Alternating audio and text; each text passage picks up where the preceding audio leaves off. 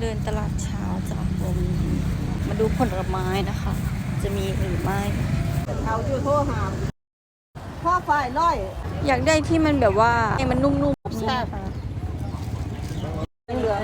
นี่น่ารักลองดูหอยว่ามันจะไปถึงเย็นล้าง เต็มไม้เต็มมือ หอยแครงเลือกหอยแครง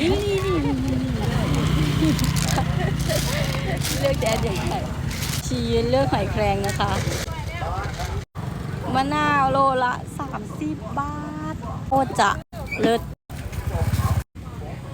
เอาโลหนึ่งนั่นแหละ พอดีเป๊ะตลาดไทยลาวนะคะถูกมากอ่ะ ไปค่ะ